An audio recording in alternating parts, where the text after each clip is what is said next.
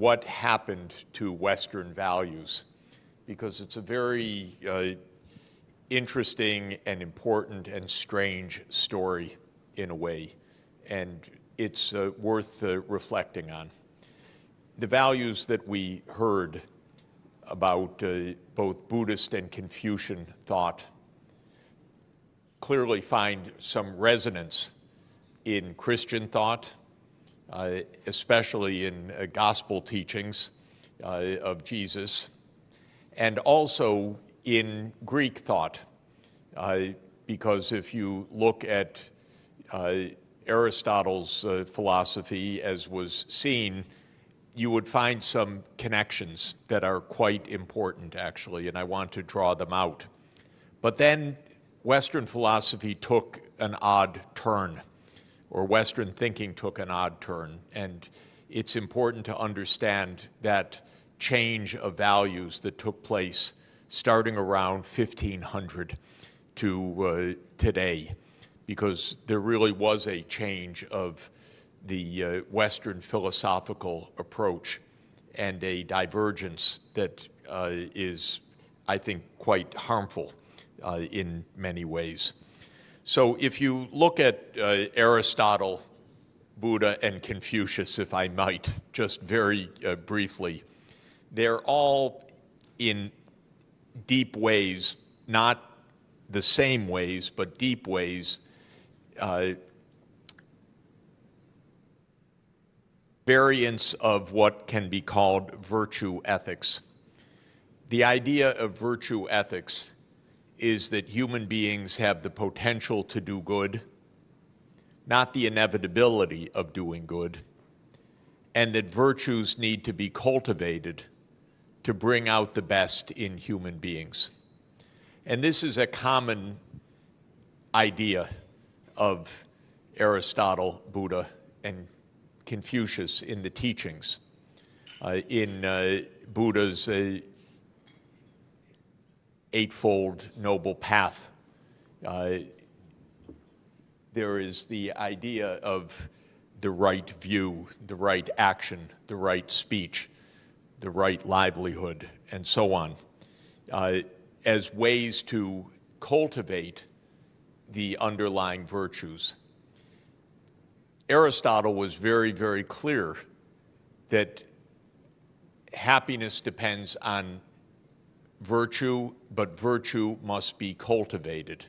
It cannot be taken for granted. And the main virtues in the Greek thought were virtues of what's called practical wisdom, or phronesis, which was the ability to choose the good over the enticing; temperance, which is moderation, which is a common virtue across all of these philosophies; bravery, which means the ability to defend the good; and justice, the ability to discern the right allocation for each person. And so those became the cardinal virtues in Western thought. But what was key for Aristotle was the idea that being virtuous is a potential of human beings, not an inevitability, because we are all bound by our bodily temptations, by our animal instincts, but also by our reason. So in Western Greek thought, reason was the predominant notion. This is not the same as in Eastern thought, but it comes to some similar points. And Aristotle said one must develop the habits of virtue. In fact, virtue or ethics comes from the word habit in Greek, that you practice, just as we heard, that you become altruistic by practicing altruistic acts. And Aristotle believed in mentorship, in education, in practice, in life experience as being vital. So here is a common basis that merges East and West virtue traditions at a quite deep level. And Christian thought, especially the teachings of Jesus himself as in the Gospels, are not the same basis. It's not exactly virtue ethics, but it is, of course, the virtues that are proposed, and especially also the Confucian golden rule is also Jesus's golden rule, although Jesus states it positively: do to others what you would have them do to you, and love thy neighbor as you love yourself. And that led in the early centuries of Christianity to a tremendous institutional focus of the bishops and the monasteries to care for the poor. And that was a real point, because the Christian communities, the emperors took care of their business and the bishops took care of the poor in a division of responsibility that started around the 4th century AD in the West. Skipping ahead 1,000 years, philosophy changed starting around 1500 in a rather deep way. And while Aristotle taught, for example, that politics is a field of ethics, and Aristotle's book, The Politics, which is the first book of Western political thought, no, let me say it's the first book of Western political science is the better way to say it, because Plato had written the Republic a generation earlier. But it's the first book of political science. It is paired with his ethics, Nicomachean Ethics, as two joined volumes, because for Aristotle, ethics and politics were the same. Of course, in 1514, I think it is, Machiavelli wrote a very different political science. He wrote a handbook for the prince, which was about how to maintain power. And political science in the West began to be the science of maintaining or managing power, not the science of producing the good.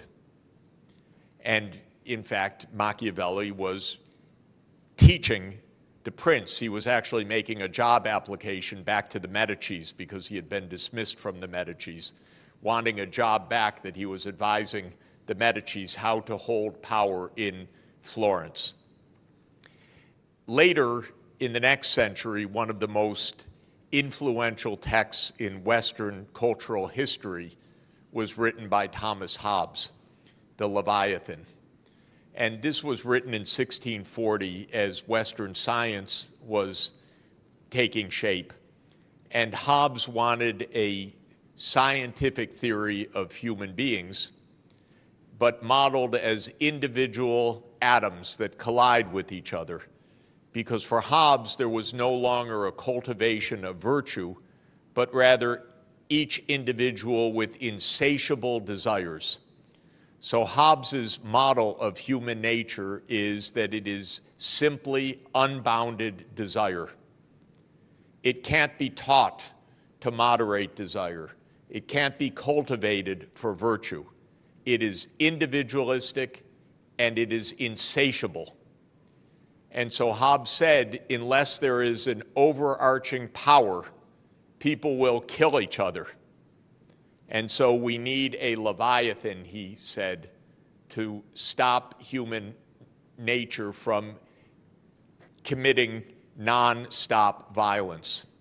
It was a very pessimistic view of human nature, but notice the main point is no longer was there any idea of developing virtue. That was deemed to be impossible. Instead, one needed institutions to reflect harsh reality. This is the flip of philosophy. It's no longer about cultivating the good. It is about controlling the bad. Then interestingly and importantly, this was amplified at the beginning of the 18th century, first by a very influential public intellectual, Bernard Mandeville, who wrote an essay in London called The Fable of the Bees. And in The Fable of the Bees, the most aggressive bees win, but they make the hive powerful and great. And if you try to control the avarice or the vice or the aggression of the bees, the hive actually dies. So this was now a philosophy of empire, that power seeking was good because it would make the society powerful and wealthy and able to dominate over the other bees. So it was taking Hobbes and adding another element, one beehive taking dominance over others. And clearly this was a philosophy that appealed to the emerging British Empire.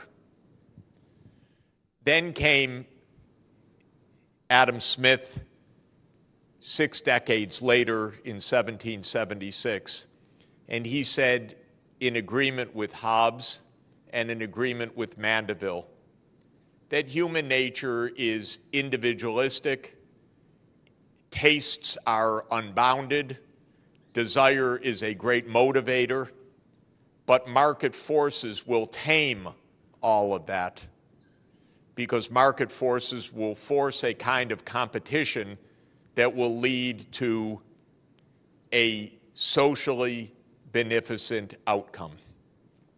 The point is, the Anglo-Saxon philosophy broke free of more than 1,800 years of Western tradition. The Western tradition from Aristotle and Christianity was a tradition of the common good, virtue, and care for the poor. With the rise of the British Empire, the philosophy became the benefits of power as a philosophy. And then even the idea that this would lead to, quote, the common good. But there are two more steps that are important to state. The poor became an enemy because now they were a drag on society.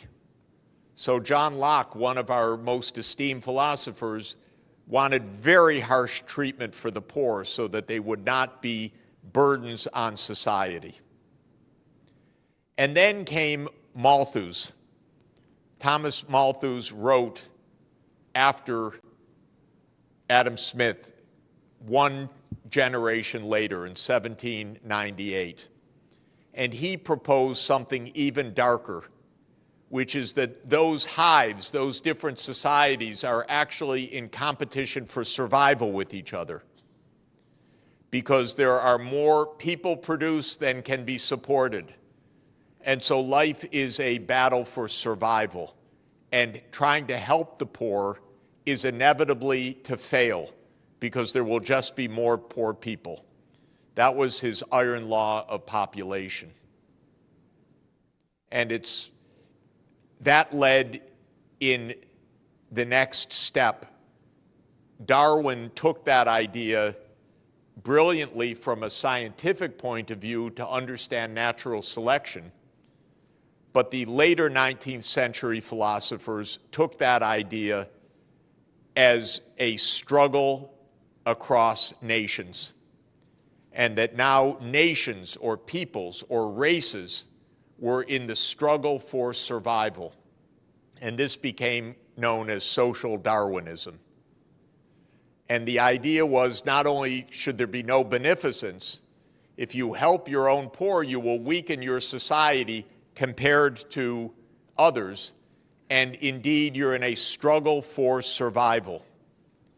And this gave rise to the worst crimes of history, because Nazism actually, as a philosophy, which it was based on social Darwinist pseudoscience. And this idea the German people will survive or the Slavic people will survive. And so this is a war even to extermination. Now, this kind of idea led to the worst cruelties, but we are still in a mindset in the Western world where it is competition and struggle that is the absolute underpinning of society. When I studied economics, I was taught about perfect competition. I was never taught even 1 minute about perfect cooperation. The idea doesn't even exist in economics. It's not even developed in one paper that I know of, because the idea of cooperation as a norm doesn't exist. It happened, this notion of letting greed motivate action perhaps did generate the spirit of innovation to some extent. But the way that it was championed and taught, of course, led to the worst excesses. So the world became rich, and those who were rich became devoid of benevolence and compassion. And a terrible writer in the United States who became quite popular, Ayn Rand, a kind of popular philosopher among young people and among many politicians, wrote a famous essay about the virtues of selfishness. So selfishness became the virtue, actually. That's the literal title of an essay. It's unbelievable, and she is championed by many still. These novels are unbearable to read, but they are part of our philosophy. So I went on too long, I know, because the sign told me to stop 5 minutes ago. But so that's not very benevolent of me. But let me say the following. I believe we've had a deviation from the right path in Western civilization. There are roots of Western culture that we can really use to find a path of virtue and politics that is ethical. But the Anglo-Saxon version deeply lost this tradition. And there are many fascinating reasons for this, but it was mainly the rise of power of the British Empire, which was in many ways an extremely nasty empire. And the United States learned everything it knows from the British Empire because it aims to be the continuation of the British Empire after World War II. And this is what needs to end, a world that can return to the common ethical principles of virtue. Now, let me just conclude by saying I am hopeful that this can actually happen. And I think you at the table need to help lead that. And we need to help explain these things. And when President Xi Jinping launched last year the Global Civilizations Initiative, I think that this is actually an important opening that is very positive, because China has said we should go back to our roots of culture to find a way forward, which I very much subscribe to. And the GCI, or Global Civilizations Initiative, is an invitation across civilizational wisdom. And I hosted a meeting in Athens last month, co-hosted with the Academy of Athens, a Aristotle-Confucius symposium on ancient wisdom for modern challenges that brought together Chinese and Western philosophers.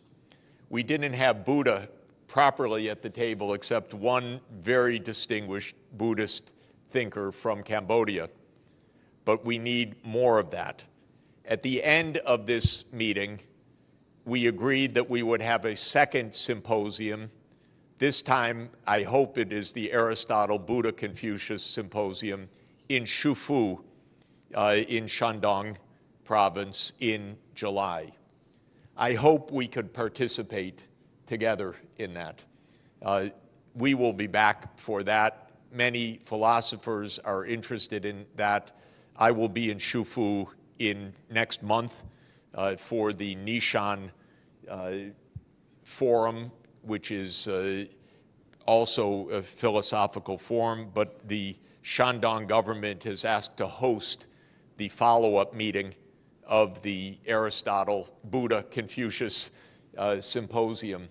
And I believe that this idea of East and West deep philosophical traditions, finding the deep humanity that is common across them, is extremely important and powerful and can really contribute to an understanding which right now doesn't exist. And I think the failings of this understanding are overwhelmingly on the Western side, if I may say so, because we are steeped in a philosophy of competition and even war. And this mindset is taken as given, but it is actually a recent phenomenon. It is an imperial phenomenon, and it needs to be put aside. So I believe that this actually can be done. Can I have 2 more minutes?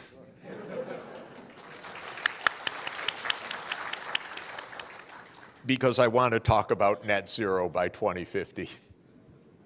And first to say how much I admire what Dr. Shaw proposed, and is the book in English also, or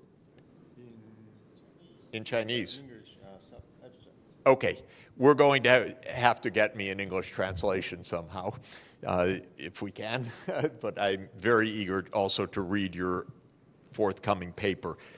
Let me add a couple of things that I think are central, but I think they're already exactly in your climate club idea.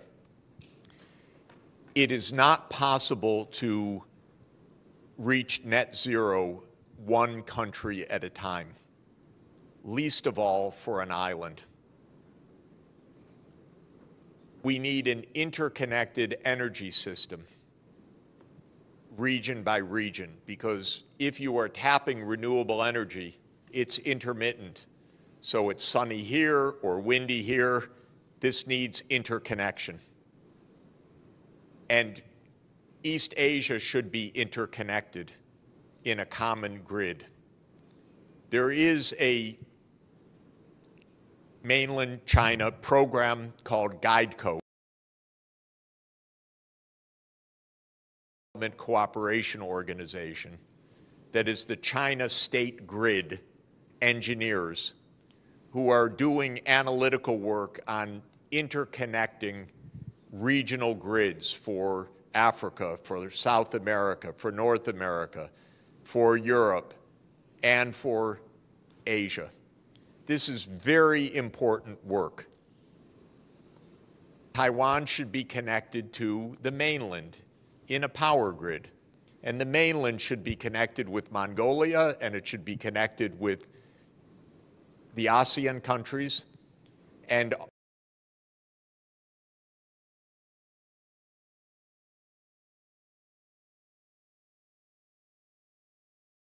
with submarine system. It would be region, the economic powerhouse of the world, rather than a battleground, because this region has everything if it works together. and it could lose everything if it views the region as a battleground. I think everyone in this region can understand this. The only one that does not is my country, actually. But the U.S. needs to be told, let us solve our problems. We know how to discuss. Don't meddle, because you will make a mess. This is actually the truth. This is true about Japan. It's true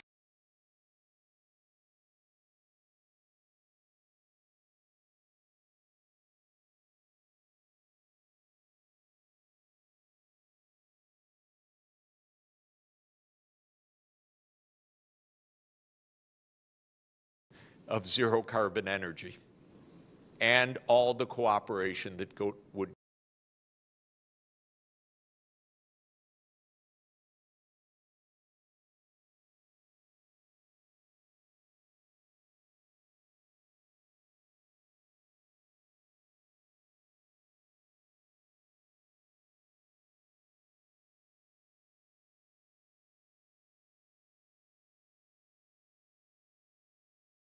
the regional cooperation, the regional structure, and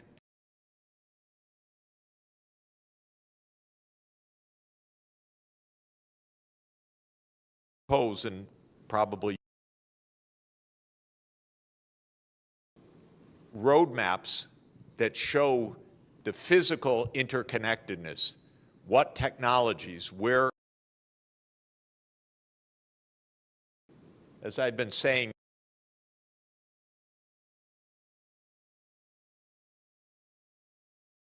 opposite of a plan. It's 80% fossil fuel. What plan is that? Nothing.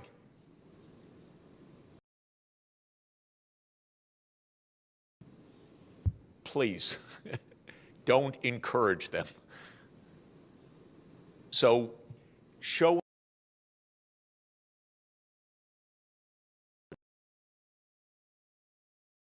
fantastic work.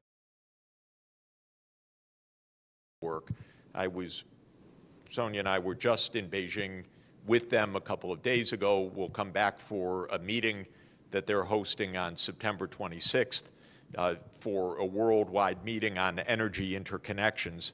I think that this is really absolutely at the core. So I agree with everything that you said, and I think that it's absolutely the way forward. And in that polycentric world, there's a concept which I find very useful. It's a concept adopted by the European Union, but a concept that actually started with the Roman Catholic Church, and that is the concept of subsidiarity, which is that we need governance at all levels. So we need global governance, regional governance, national governance, local governance. You put each problem at the lowest level possible, closest to the people, where it can be solved, but not below the level at which it can be solved. So the power grid cannot be solved at the national level. It must be solved at the regional level. The targets for decarbonization must be solved at the global level, and so forth. And the idea of subsidiarity is that we have this multiple levels. We have global governance. We have a global government that can do certain things and not other things. We have regional government. We have national government. We have local.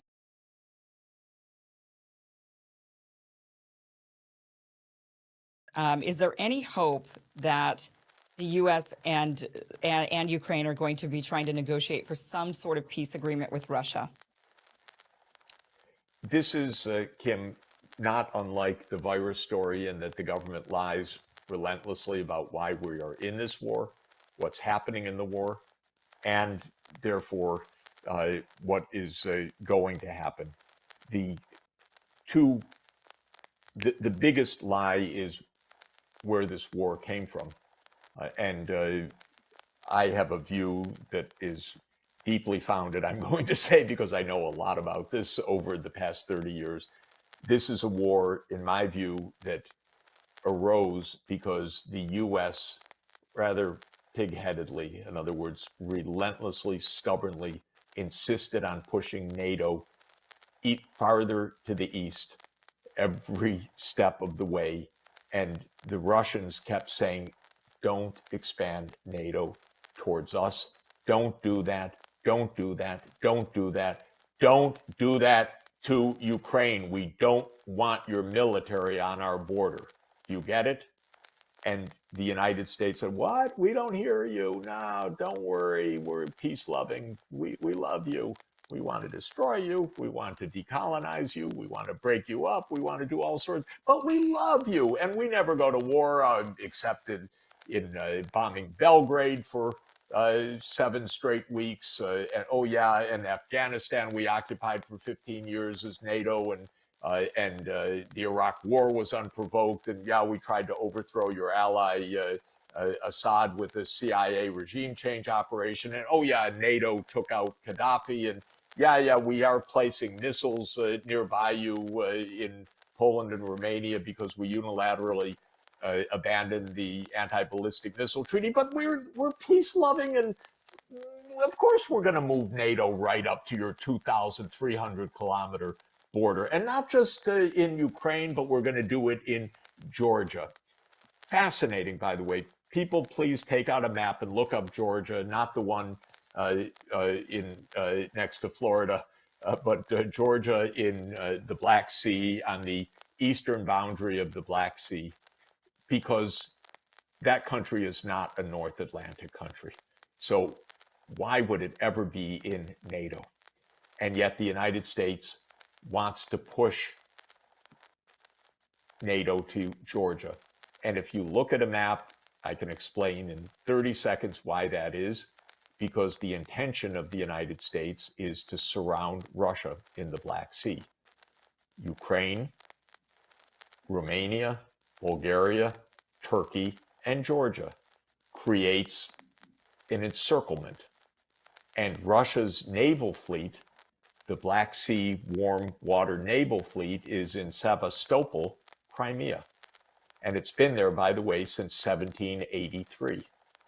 And there was already one major war in the 19th century between 1853 and 1856, where the British had the idea, get rid of that naval fleet. And in the late 20th century, Zbigniew Brzezinski had the same idea of surround Russia by getting Ukraine into the Western camp and actually into NATO. And then Russia ceases to be a major power, is their theory. Well, to make a long story short, this is the major reason for this war, and we've never been told the truth about it. And that is really devastating. Second, closely related issue is that in February 2014, the US conspired to overthrow the government of Ukraine, and it did so. That's not a good move. If you're trying to push NATO and there's a president named Viktor Yanukovych who wanted neutrality, and you get together with forces inside the country and you support the overthrow of Yanukovych, the violent overthrow, not a good look. That's when this war started in February 2014. And then if you look at the real sequence of events, not the mind-deadening repeated mantra of the US government and the New York Times and blah, blah, blah, that this is an unprovoked attack that started in February 2021, 2022, excuse me, which is a nonsense. This isn't an unprovoked attack, and it didn't start then, it started in 2014. But in 2019 onward, the US poured in armaments to build up a very, very powerful army.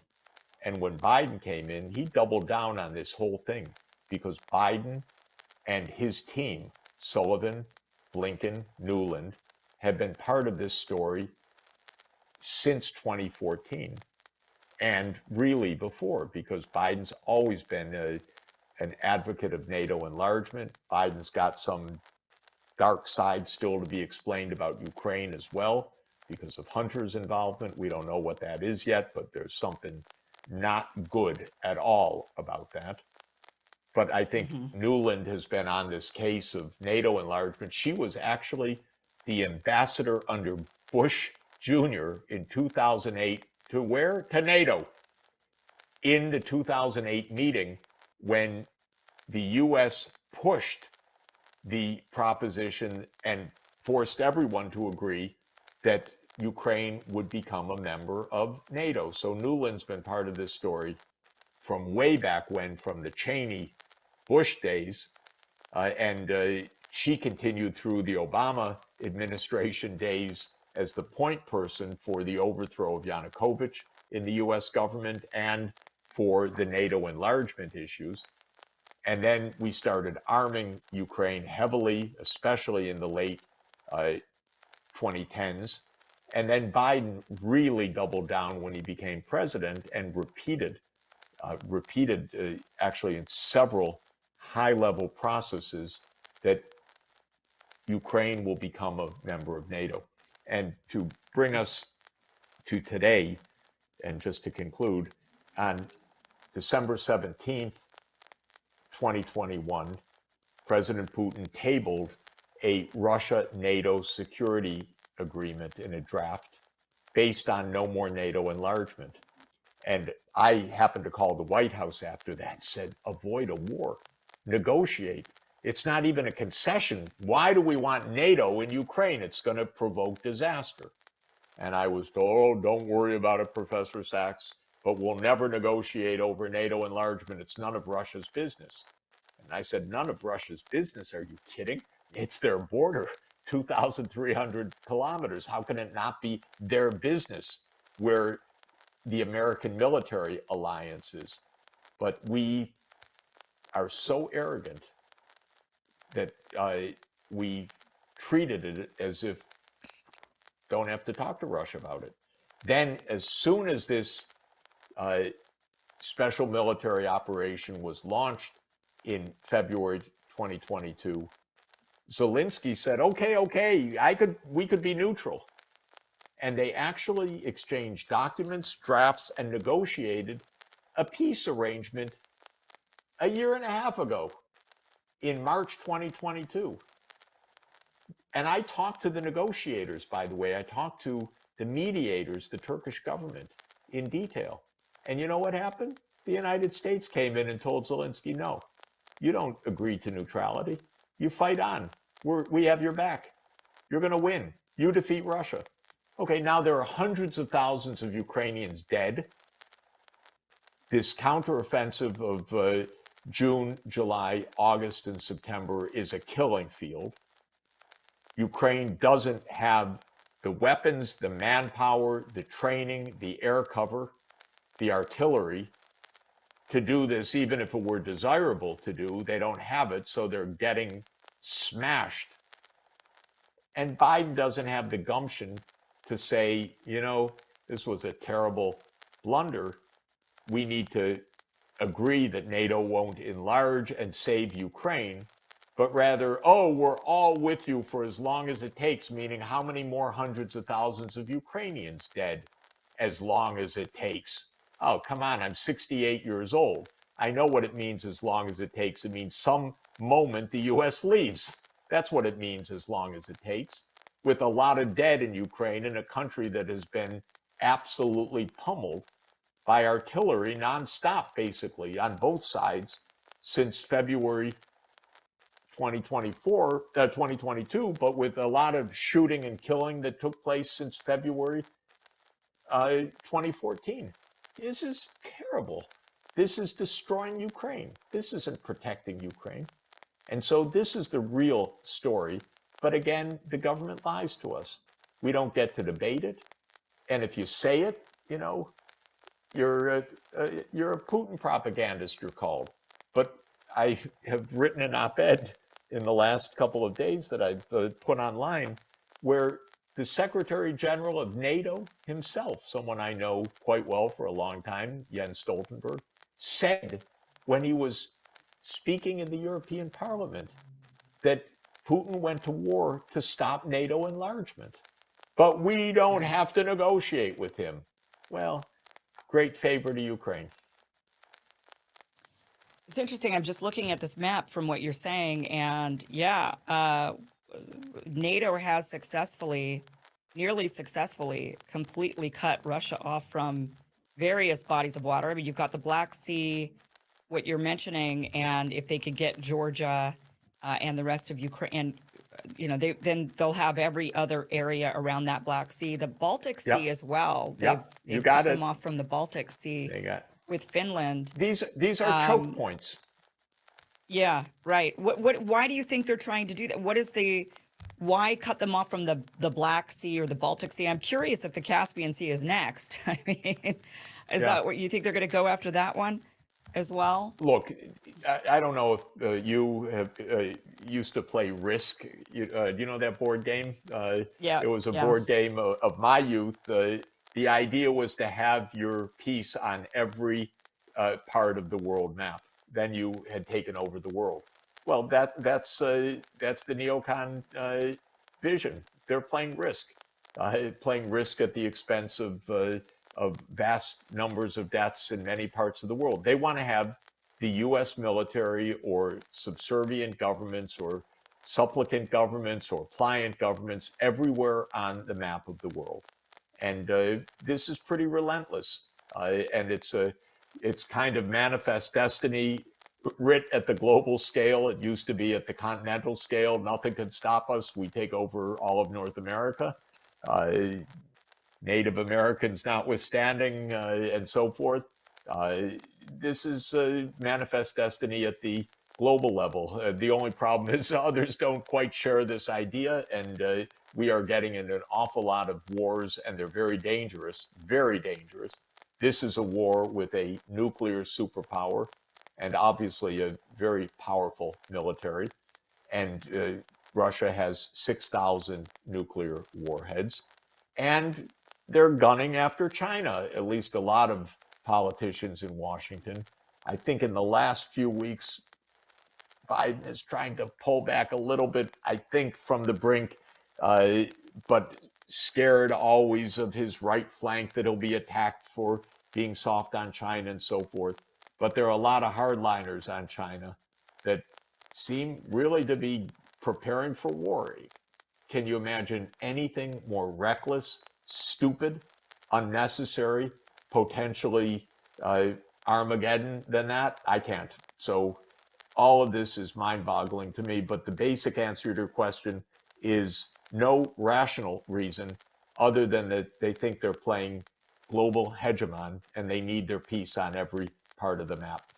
Well, let me just say the kinds of things that should be done, in my opinion, are things like the Belt and Road Initiative of China, because the Chinese government recognized that for China's own well-being, but also the well-being of its neighbors, Cambodia, Laos, Vietnam, Indonesia, Thailand, and so forth, and countries even farther afield, all economies need modern infrastructure.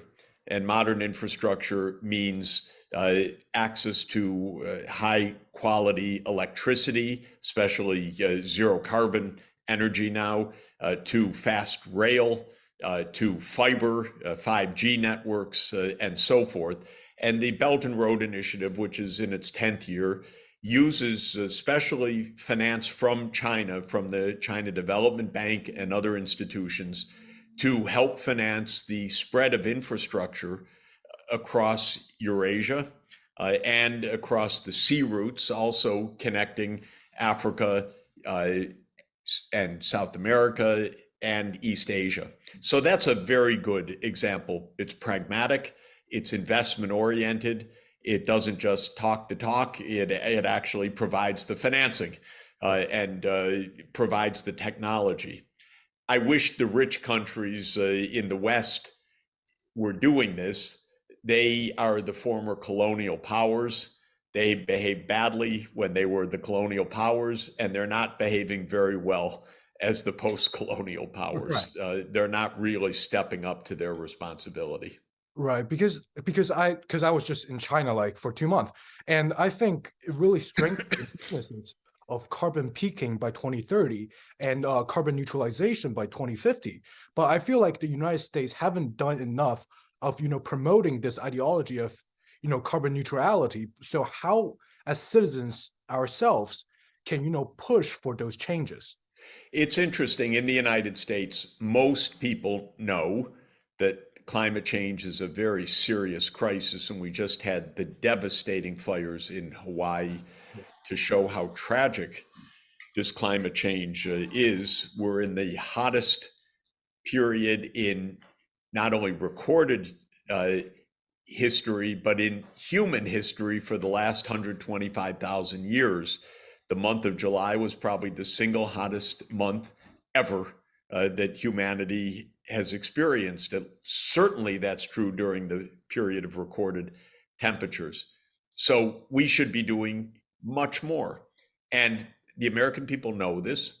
And certain things are happening, of course. There's investment in green energy in a lot of places. There's investment in the conversion of the auto industry to electric vehicles, which is part of the solution. But at the national level, there was a piece of legislation, the Inflation Reduction Act, which was a very strange name for legislation, which is mainly centered on the energy transformation, and it gives tax breaks for green energy. But what it doesn't do is make a national plan. There Right. is no national plan. Right. It doesn't make a national plan because in American politics, the power of the fossil fuel lobby, big oil and big coal, is so strong that politicians don't tell the truth to their own constituents, and they act on behalf of their lobbies who pay for their campaigns rather than on behalf of the American people.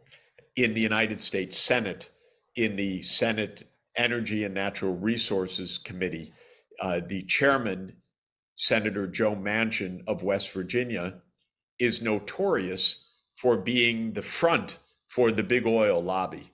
And he himself has family wealth tied up in 2 coal companies. So Right.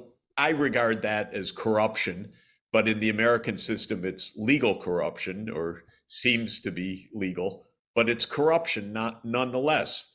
If you're told that in a country that hasn't taken a clear plan for decarbonization has senior officials who own coal companies, you'd say, well, of course, that's just political corruption. But unfortunately, that's how the United States works.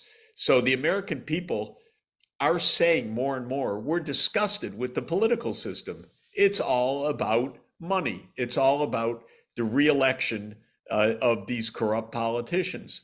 And Right. I think that the more we clarify how broken this is, the farther we're going to get. But of course, at substantive levels, we need a plan of action to decarbonize by 2050 that is not only at the state level, because many states have such plans taking shape, but at the federal level. And one of the main lessons of what's happening right now is that there are more projects in more projects in wind and solar Yep. than can be put onto the grid, because the real breakdown is the transmission system. But that's where federal investment and a federal plan is needed. And we don't have that because of all the political problems that I talked about. And I think that America's structure is so like money based, money focused, that it comes before the mutual benefits that all the human can get. It's That's always exactly right. yeah, It's yeah. it's not based on the common good. It's based on the special interest. Right, it's always money, money, money. And then I want to touch on this is that we all know that Japanese is going to have a nuclear wastewater dumps. So what are some actions that United Nations would do to counter this type of behavior? Well, on the specifics on Japan, I can't really comment because I haven't studied the scientific arguments on both sides. And in general, on technical arguments, I tend to listen to the range of experts and ask their opinion. So I would think at a minimum what the UN should be doing, and maybe it is, and I'm just not involved at all in it, is looking at through the International Atomic Energy Agency, which is based in Vienna, at this question of the wastewater from Fukushima and what should be done about it, because that's a technical issue that should not be any individual government's authority. The UN should weigh in, especially at the technical level. But in general, we have some pretty clear needs that are urgent, whether it's the decarbonization or protecting the ecosystems from pollution or from over harvesting or from waste. And we need technical plans of action. But that planning mechanism is hard work. And it's hard work for the political reason of keeping it free from corruption. And it's hard work at the technical level because a lot of technical issues are raised. And so countries need effective planning ministries. China has the National Development and Reform Commission, NDRC, which does a lot of the technical planning. And the United States doesn't have a planning ministry. So we don't make plans because we don't have a ministry of planning or a ministry of economy or a planning agency. In the US lexicon, planning is a bad idea. But, you know, for certain things, I am happy that planning is done within private businesses. But for other things, I want the planning to be done by government. And in every sphere of the economy, planning is essential. It's just that sometimes it's not a government function, sometimes it's a private sector function. Yeah, and like you mentioned, the United States government needs to go through a really big structural change. And in that, I think the driving forces are the Gen Z and Gen Alpha people coming up. But right now, I think we lack guidance. So what are some advices that you would guide, like some advices that you would give us to start with? Well, that's a really very interesting and deep question because let me just say that our Constitution was drafted in 1787. Of course, it's had some amendments since then, but basically it's the same structure that was decided in 1787. And it's out of date. It doesn't have the substantive principles that are needed for the modern period, and it does not enable the strong planning or environmental protection or assurance of economic rights for the people. So it's really an out-of-date structure in many, many ways. At the same time, it has been deeply damaged by corruption, by the money in the politics. So I would make many changes, but I think the idea should be that sustainable development, that means an economy that works for the common good and that protects the environment and that provides the public services that anyone needs, whether it's health or education, that these are part of the citizens' rights and responsibilities, and that the government has the effective means to carry that out without the corruption of private money in politics is central. And I think, as you say, today's young people are going to really need to fix the US system because otherwise it's just going to continue to be in decline. And yeah, I think currently another problem with the US is that it's basically Red Scare Volume 2. Like the counter propaganda against China is like, oh, China is bad to all the young people. So that creates a really unhealthy into their mindset about a prejudice about China and unwilling to learn about these different type of political systems that might have some policies that could be used in the United States. So, excellent point. Basically, there are a lot of lies about a lot of things in politics in the United States. Because if you have a system that's based on special interests, the special interests try to hide. They want their benefits without saying, you see, I run the government. So we have a set of falsehoods that keep clarity at a distance, actually. Yeah. And so it takes some effort, but as you say, the anti-China propaganda is really heavy and very intense right now by people who know nothing about China or its history or its economic successes in the last 40 years or the hard work of the people. Right. And how do we counter those misinformation?